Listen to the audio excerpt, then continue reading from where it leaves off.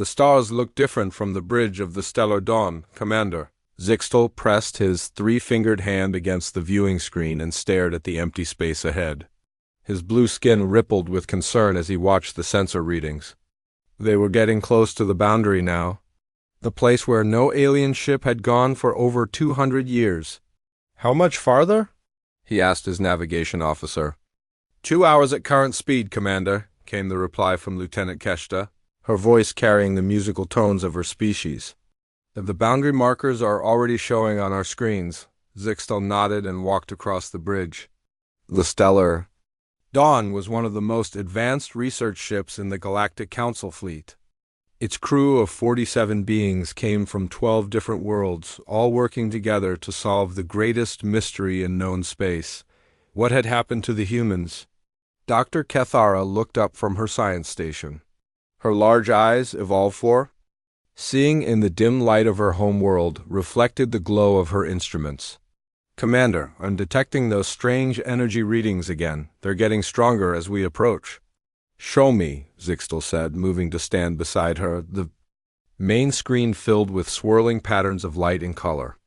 The energy signatures made no sense according to any known physics. They seemed to bend and twist through dimensions that shouldn't exist. Some readings showed matter behaving like energy, while others showed energy acting like solid matter. "It's impossible," whispered Dr. Kethara. "These readings violate at least 6 fundamental laws of physics." "Maybe human physics work differently," suggested Communications Officer Vexilon from his station. His reptilian features showed doubt. "Maybe that's why they disappeared." Zixtel turned toward the back of the bridge where Captain Jake Morrison sat at his small desk.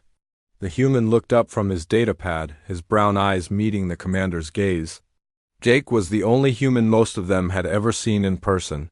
He served as their liaison and translator, though there had been no need for translation in over 2 centuries. "Captain Morrison," Zixtel called out, "what can you tell us about these energy readings?" Jake stood and walked over to the science station. He was tall by most species standards, with dark hair and pale skin that seemed almost ghostly under the ship's lights. He studied the readings for a long moment before shaking his head. "I'm sorry, Commander. I've never seen anything like this before. Remember, I left human space when I was very young. I've lived among the Galactic Council longer than I ever lived with my own people." Dr. Kethara watched Jake carefully. Something about his answer didn't feel right, but she couldn't put her finger on what it was. His biometric readings were normal, but there was something in his eyes that suggested he knew more than he was saying. "Tell us about the last time." "You were in human space?" she said. Jake smiled, but it looked forced. "I was 12 years old when my parents sent me to the Diplomatic Academy on Centauri Prime. That was 43 years ago. I've been serving the Galactic Council ever since." "But surely you remember something about human technology from before the Great Silence," pressed Dr. Kethara. The Great Silence was what historians called the moment in 2156 when humanity stopped all communication with the galaxy.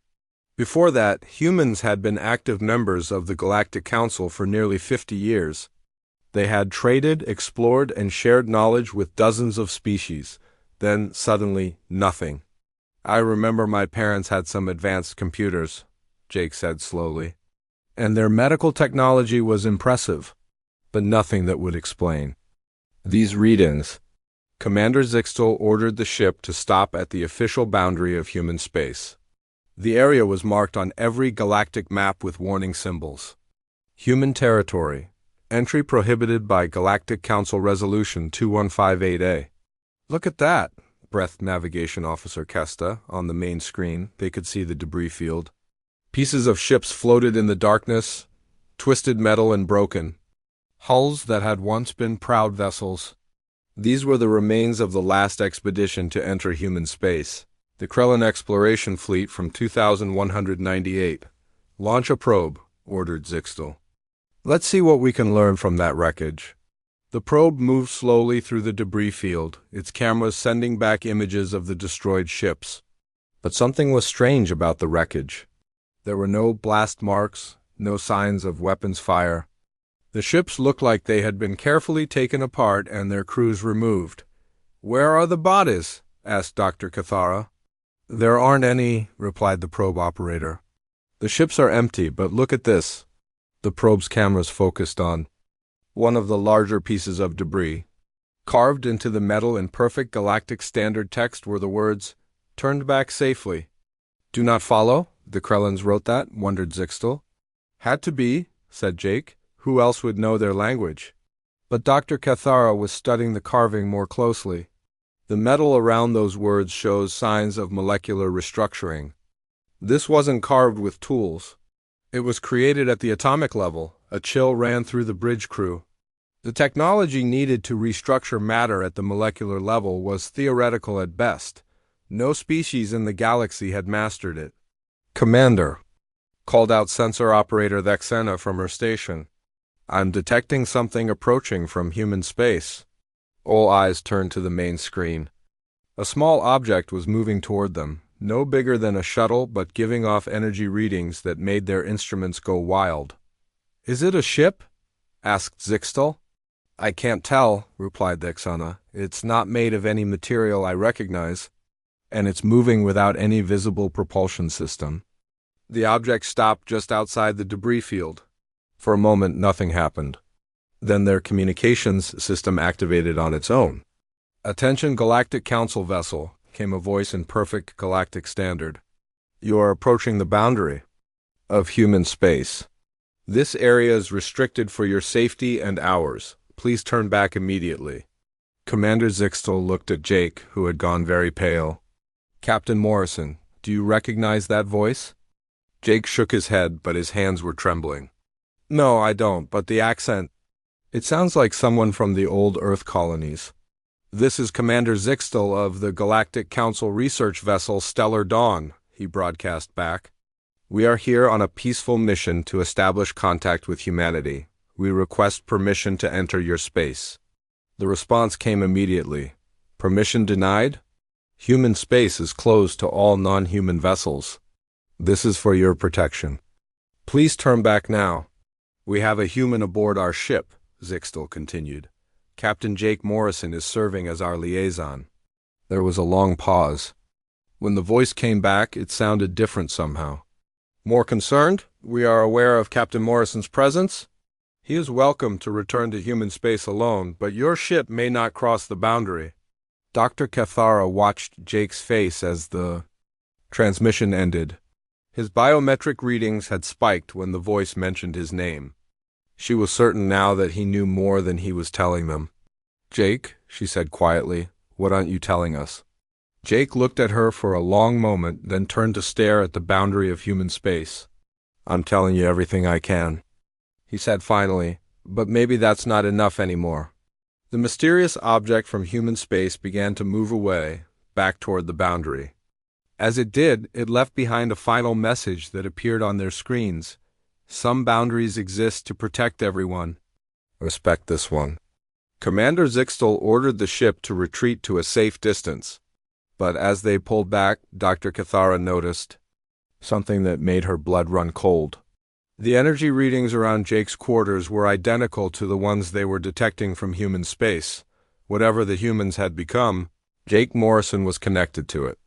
And he was trying very hard to keep that connection hidden. 3 days had passed since the encounter at the human boundary. The Stellar Dawn remained at a safe distance, but Commander Zixtel could not stop thinking about the mysterious object and its warning. His crew was growing restless, and the Galactic Council was demanding answers he didn't have. "Commander," called Dr. Cathara from her science station, "I've been analyzing the energy readings from our encounter. There's something you need to see." Zixtel walked over to her station, his blue skin showing patches of worry. "What have you found?" "The object that approached us wasn't just giving off energy," she explained, pointing to her screen. "It was manipulating the space around it. Look at these readings." The data showed impossible curves and patterns. Space itself had been bent and twisted around the small craft. "This suggests technology that can alter the fundamental structure of reality," Dr. Cathara continued. Not just advanced technology, but something that operates beyond our understanding of physics. Could the humans have developed this on their own? Asked Zixtel. In 200 years? It seems unlikely. This level of advancement would normally take thousands of years, maybe millions. Across the bridge, Jake Morrison sat at his desk, but Dr. Cathara noticed he was listening to every word. His biometric readings showed stress levels that had been climbing steadily since their encounter. "Captain Morrison," she called out, "could you join us for a moment?" Jake hesitated, then stood and walked over. His movements seemed careful, controlled. "What can I help you with, Doctor?" "These energy readings," she said, showing him the data. "Have you ever seen anything like them before?" Jake studied the screen for a long moment. His face remained calm, but Dr. Cathara's instruments showed his heart rate increasing. "No," he said finally. "Nothing like this. Are you sure?" she pressed. "Because these readings are very similar to some anomalies I've detected around your quarters." Jake's face went pale. "I don't know what you mean." "The energy signatures are almost identical," Dr. Cathara continued. "It's as if whatever technology created that boundary is somehow connected to you." "That's impossible," Jake said quickly. "I'm just a diplomatic officer. I don't have any special technology." Commander Zixtel watched the exchange with growing concern. "Doctor, are you suggesting that Captain Morrison is somehow connected to human defenses?" "I'm suggesting that there's more to our human liaison than meets the eye," Dr. Cathara replied. Jake stepped back from the science station. "If you'll excuse me, I have reports to file." He turned and walked quickly toward the exit. "Jake, wait," called Dr. Cathara, but he was already gone. Commander Zixtel made a decision that would change everything. "Prepare a probe," he ordered. "We're going to test the human boundary." "Sir, is that wise?" asked Lieutenant Keshta. "They specifically warned us not to approach. A probe isn't a ship," Zixtel replied. "We need to understand what we're dealing with." The probe was launched. An hour later, it was a small, unmanned craft loaded with sensors and recording equipment. The crew watched nervously as it approached the shimmering barrier that marked the edge of human space. "Probe is crossing the boundary now," reported the operator. "All systems normal." For several minutes, the probe transmitted data normally. The readings showed the same impossible energy patterns they had detected before, but magnified 100-fold. Space itself seemed to be alive with power. "This is incredible," breathed Dr. Cathara. "The entire boundary is a single energy field. It's not just protecting human space, it's containing something." "Containing what?" asked Zixtel. "I'm not sure. But the power levels are off the charts. It's like looking at the energy output of a star, but controlled and directed." Suddenly, the probe's transmissions changed. The energy readings spiked, and then something impossible happened. The probe began to slow down, not because of any external force, but because time itself seemed to be stretching around it. "What's happening?" demanded Zixtel. "The probe is being pushed back," reported the operator, "but not by any force we can detect. It's like space is rejecting it." The probe came to a complete stop, suspended in the energy field. Then, slowly and gently, it began to move backward. Within minutes, it was ejected from the boundary and floating in normal space. "Probe is secure," reported the operator. "Oh.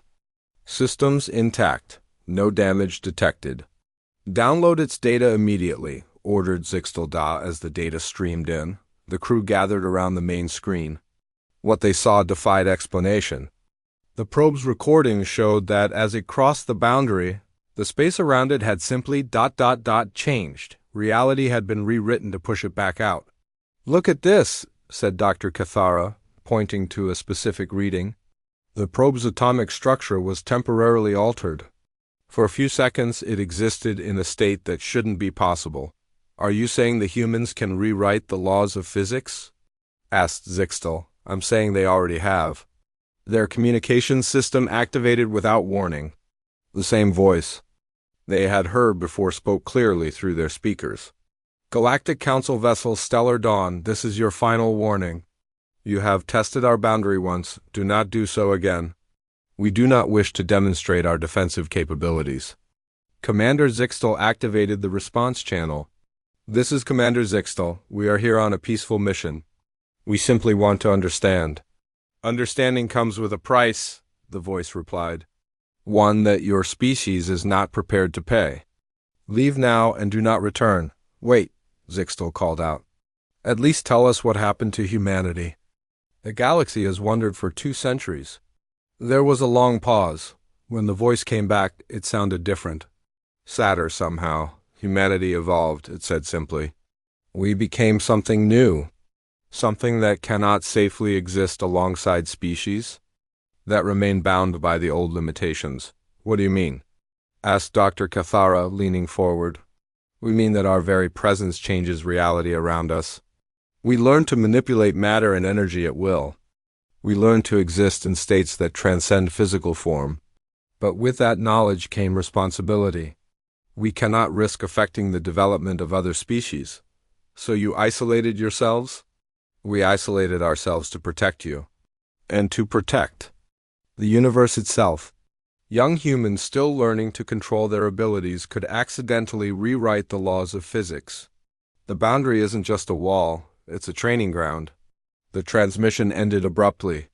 The crew sat in stunned silence, trying to process what they had just heard. They're saying they became gods, whispered Lieutenant Keshta. Not gods, corrected Dr. Cathara. Something else. Something that exists beyond our understanding of life itself. Commander Zixtel turned to look for Jake Morrison, but his chair was empty. Where's Captain Morrison? He left during the transmission, reported Security Chief Voxstan. He's in his quarters now. The door is locked. Dr. Cathara checked her instruments. The energy readings around his quarters have tripled. Whatever's happening, it's connected to him. Should we check on him? Asked Zixtel. I don't think we should, Dr. Cathara replied, studying her readings. These energy patterns, they're identical to what we detected from the human boundary. I think Jake Morrison might be more human than he's admitted. What do you mean? I think he's been hiding what he really is. And after that transmission, I think he's struggling to keep hiding it. The lights on the bridge flickered for a moment. Then all the ship's systems briefly shut down and restarted themselves. When they came back online, a message appeared on every screen. I'm sorry, I'm trying to control it. Commander Zixtel stared at the message. Jake wrote that? Jake sent that, corrected Dr. Cathara. But I don't think he used our communication system to do it. The implications were staggering. If Jake Morrison was connected to whatever humanity had become, then they had been traveling with something far more dangerous than they had realized. And if he was losing control of his abilities, the entire ship might be in danger. Set course. Away from the boundary, ordered Zixtel. Maximum safe speed. As the stellar dawn began to move, Dr. Cathara continued monitoring the energy readings from Jake's quarters. Whatever was happening to him, it was getting stronger. Soon, they would have to confront the truth about their human liaison, and she wasn't sure any of them were ready for what they might discover. Dr. Cathara found Jake Morrison in the ship's observation deck 3 hours later. He was sitting alone in the darkness, staring out at the stars. The energy readings around him were so strong that her instruments were struggling to get accurate measurements. Jake, she said softly, stepping into the room. We need to talk. He didn't turn around. I know what you're going to ask. And I don't know if I can answer. Try, she said, sitting down beside him. The crew is scared. The commander thinks. He might be some kind of spy. I think you're something else entirely. Jake was quiet for a long moment. When he finally spoke, his voice was different, older somehow. What do you think I am? I think you're not just a human who left when he was 12, Dr. Cathara said. I think you're connected to whatever humanity became, and I think you've been hiding it from us. Jake closed his eyes. You have no idea how hard it's been. Pretending to be normal, pretending to be just another diplomatic officer. Then stop pretending, she said. Tell me the truth. Jake turned to look at her. For just a moment, his eyes seemed to glow with an inner light. The truth is that I'm not really Jake Morrison, not anymore. What do you mean?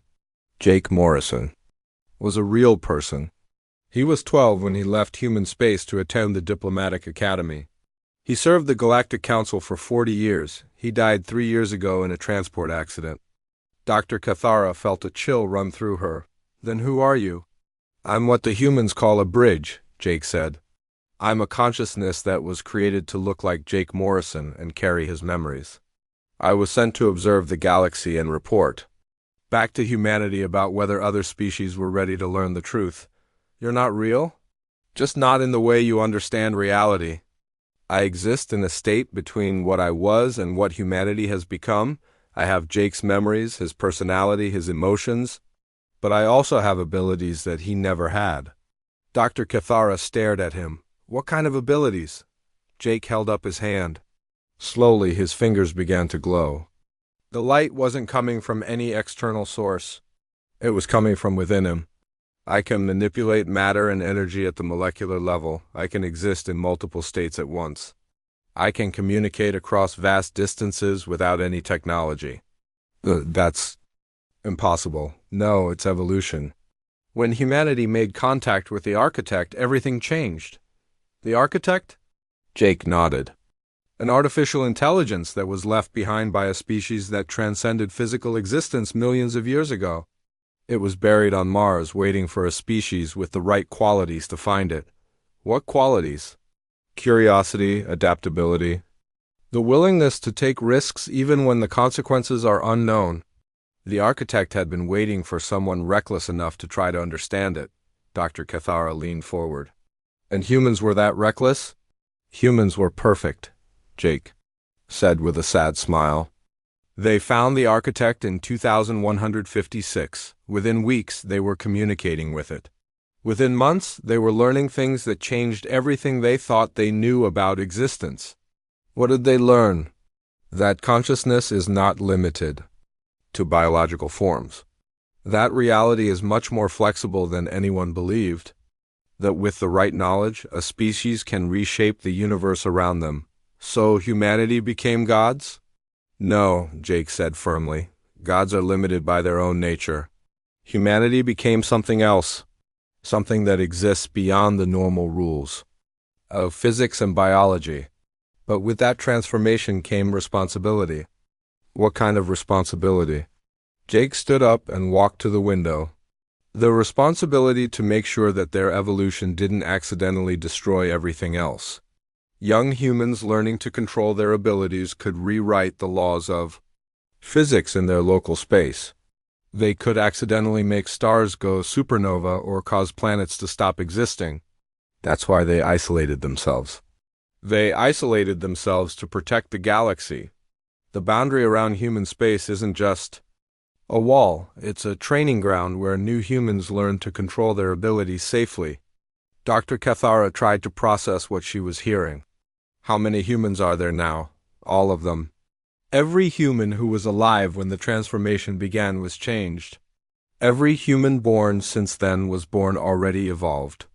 There are no normal humans left except you? I'm not human, Jake said quietly. I'm something they created to serve as a bridge between what they were and what they became. I have enough human memories to understand how normal species think, but enough of their abilities to report back to them. What do you report? Whether the galaxy is ready to learn the truth.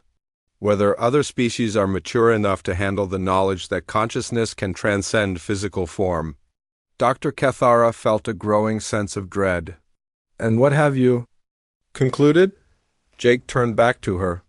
That the galaxy is not ready? Most species are still focused on territory and resources. They build weapons and form alliances based on fear. If they knew what humanity had become, they would either try to destroy them or try to steal their technology. Is that why you've been hiding? I've been hiding because my very presence begins the transformation process. Extended exposure to evolved human consciousness starts to change other species. It's not intentional, but it's unavoidable. Dr. Cathara checked her instruments. Is that what's happening to me? I don't know, Jake admitted. I've been trying to control it, but it's getting harder. The closer we got to the boundary, the stronger my connection to humanity became. I'm struggling to maintain my human form. What happens if you lose control? I return to my true state, and everyone on this ship begins to evolve whether they want to or not. The lights in the observation deck began to flicker. Jake's form seemed to shimmer for a moment, becoming translucent. "It's happening now," he said. "I can't hold it back much longer. What should I do?" "Get the ship as far away from human space as possible, and hope that I can maintain control long enough to get you to safety." Dr. Cathara activated her communicator. "Commander Zixtel, we have a problem. Jake Morrison is not what he appears to be." "What do you mean?" came the commander's voice. "He's not human, at least not in the way we understand it. He's something that humanity created to observe us, and his presence is starting to affect the crew." "Affect us how?" Before Dr. Cathara could answer, Jake doubled over in pain. His form flickered again, and for a moment she could see something else. Something made of pure energy that was trying to break free from his human appearance. "Jake," she said urgently, "you have to tell me how to help you." "You can't," he gasped. "Once the transformation starts, it can't be stopped. The only way to save the crew is to get me back to human space, but the boundary won't let us through." "It will let me through, but once I cross it, I won't be able to come back. I'll revert to my true form and merge with the collective consciousness of humanity." Dr. Cathara made a decision. "Then that's what we'll do." "You don't understand," Jake said, his voice becoming strange and echoing. "If I return to human space, I'll have to report that the galaxy is not ready for the truth. Humanity will maintain the boundary for another 1,000 years. Maybe that's for the best." Jake looked at her with eyes that were no longer entirely human. "Maybe it is.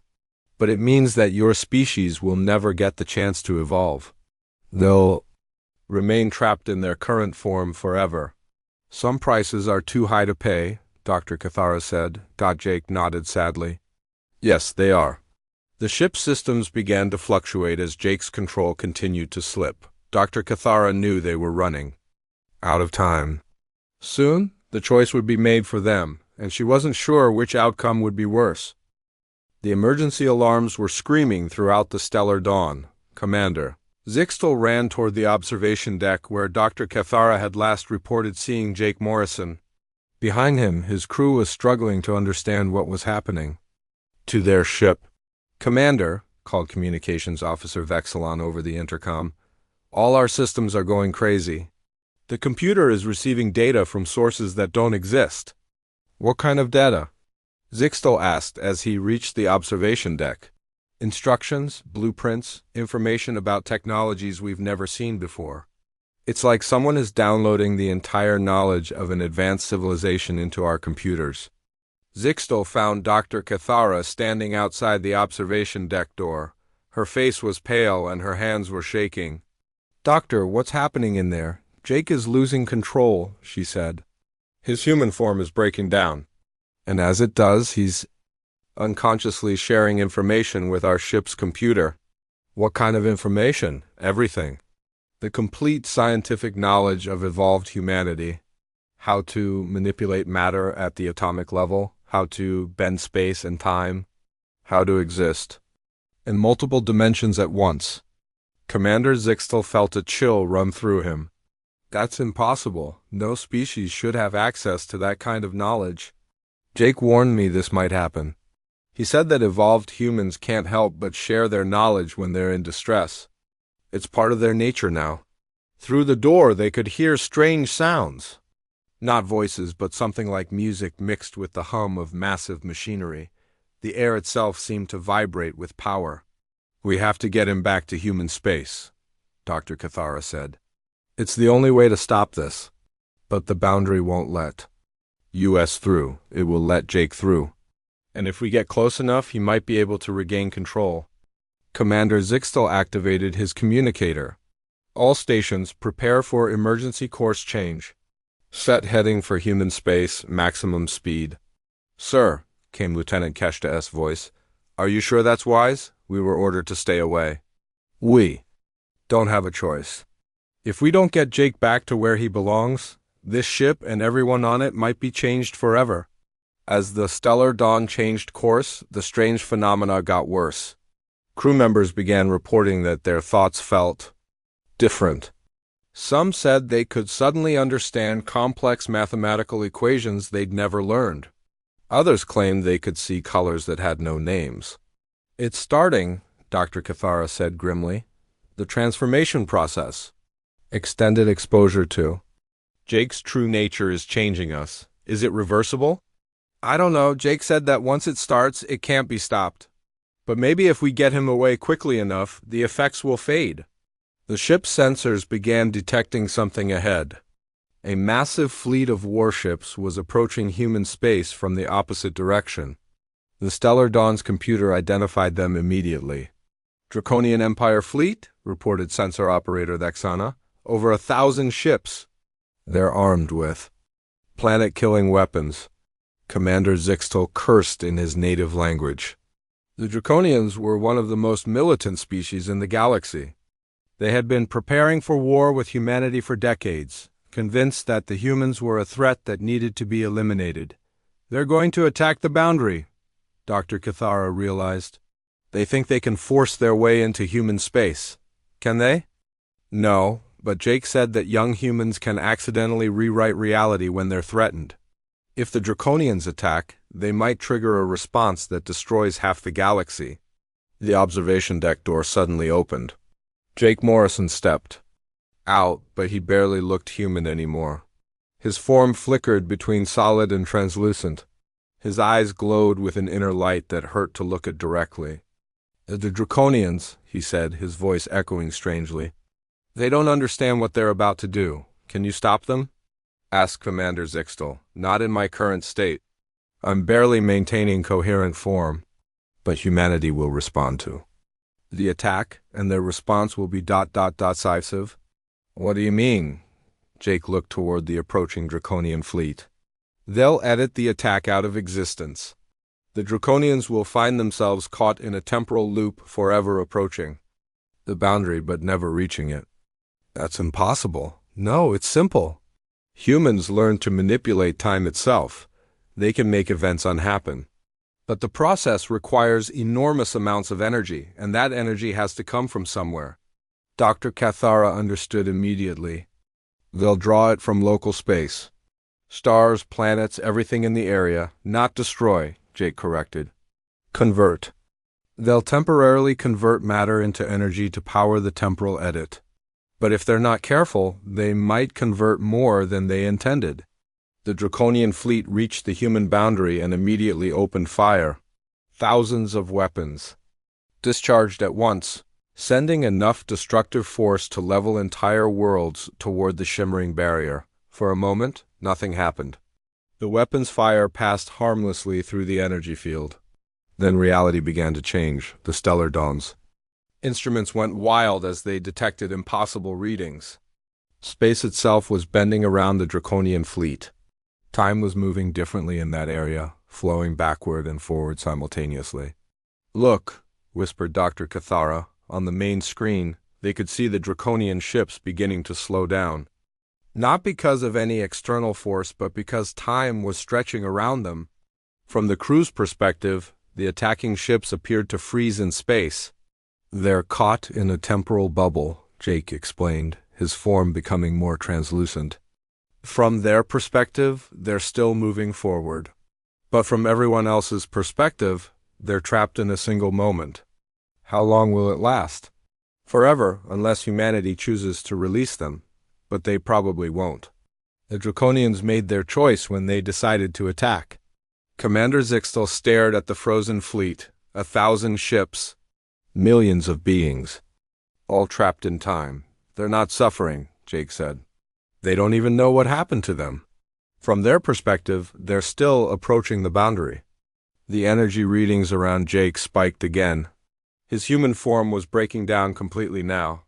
"I have to go back," he said. "I can't maintain this state much longer. What happens to us?" asked Dr. Cathara. "The effects of exposure should fade. Once I'm gone, but some changes might be permanent. You'll have to live with the knowledge you've gained." "What knowledge?" Jake smiled, and for a moment he looked almost human again. That consciousness is not limited to biological forms. That evolution is possible for any species willing to pay the price. That the universe is far stranger and more wonderful than you ever imagined, the human boundary began to open. Not with any visible mechanism, but simply by becoming permeable. A pathway of pure energy extended from the barrier toward their ship. "This is where I leave you," Jake said. "Tell the Galactic Council what you've learned. Help them understand that humanity didn't disappear out of hostility. We withdrew out of love. Love? Love for all the species that still have the chance to grow and evolve naturally. Love for a universe that deserves to exist without being accidentally rewritten by beings who don't know their own strength." Jake's form became completely translucent. He was more energy than matter now. "Goodbye, Cathara. Thank you for trying to understand." With that, Jake Morrison dissolved into pure light and flowed along the energy pathway back to human space. The moment he crossed the boundary, the pathway closed, and the barrier became solid again. The stellar dawn was alone with the frozen Draconian fleet, and the knowledge that the galaxy was far more dangerous and wonderful than anyone had imagined. Dr. Cathara checked her instruments. The strange energy readings were fading, but some changes remained. She could still see mathematical relationships that had been hidden before.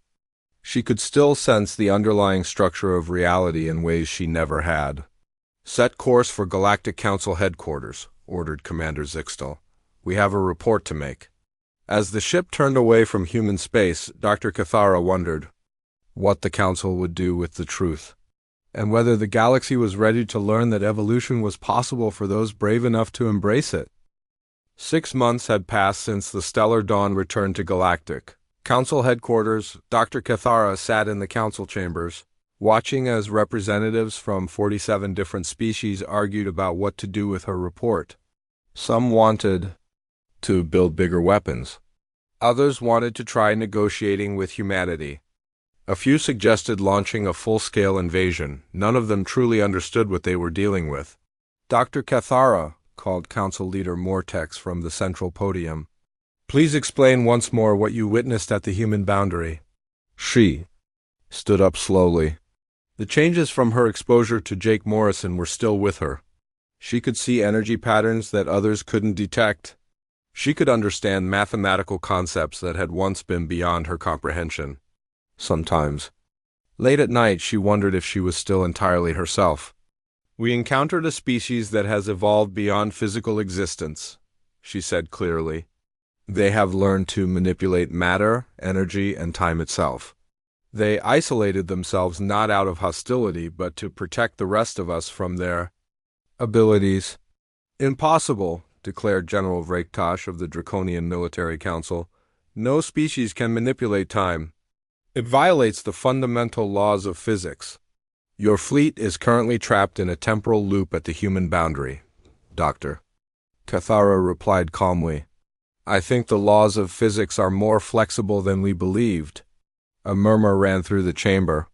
The Draconian attack had been the Empire's most closely guarded secret, but news of the fleet's disappearance had leaked. No one knew what had happened to them until Dr. Cathara's report. "Are they dead?" asked General Vrektosh. "No, they're frozen in time, still approaching the boundary, but never reaching it. From their perspective, they're still moving forward. From everyone else's perspective, they're trapped in a single moment. Can they be freed? Only if humanity chooses to free them, and based on what I learned, that's unlikely." Council Leader Mortex raised his hand for silence. "Dr. Cathara, in your opinion, what should the Galactic Council's response be?" Dr. Cathara had been thinking about this question for months. "We should leave them alone. Human space should remain off-limits, not as a punishment, but as protection. For all of us." "Protection from what?" demanded Representative Zexival of the Hegemony Worlds. "From ourselves.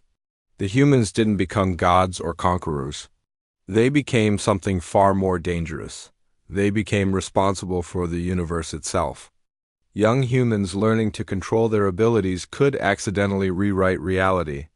They could make stars go supernova or cause planets to stop existing.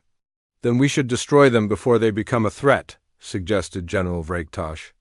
General? Dr. Cathara said with infinite patience, your fleet fired planet-killing weapons at their boundary. The humans didn't destroy your ships or your crews. They simply made the attack never successfully happen.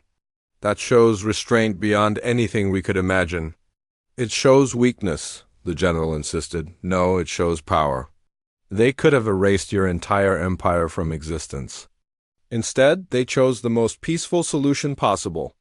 Commander Zixtel stood up from his seat. He had been silent throughout most of the debates, but now he felt compelled to speak. I've served in the Galactic Fleet for 30 years. I have seen wars, invasions, and conflicts across dozens of worlds. What we encountered at human space wasn't warfare. It was something else entirely. What do you mean? Asked Council Leader Mortex. They were protecting us? Not just from their abilities, but from knowledge that we're not ready to handle. Jake Morrison told Dr. Cathara that consciousness can transcend biological forms. That evolution is possible, for any species willing to pay the price. Do you understand what that means? The chamber fell silent. It means that any species could potentially become what humanity has become. But the process would fundamentally change everything about who and what we are. We would have to give up our physical forms, our individual identities, our entire understanding of existence. And you think that's a bad thing? Asked Representative Linda of the Science Council. I think it's a choice that each species should make for itself when they're ready. The humans withdrew to give us that choice. If they had stayed, their very presence would have begun changing us whether we wanted it or not. Dr. Cathara nodded. Extended exposure to evolved human consciousness starts the transformation process automatically. I'm still experiencing effects from my brief contact with Jake Morrison. I can see energy patterns, understand mathematical relationships, and sense the structure of reality in ways I never could before. Are you still yourself? Asked Council Leader Mortex with concern. I think so, but I'm different. And if I had spent more time exposed to their influence, I might have become something else entirely. The council chambers erupted in worried discussion. Representatives whispered urgently to their advisors.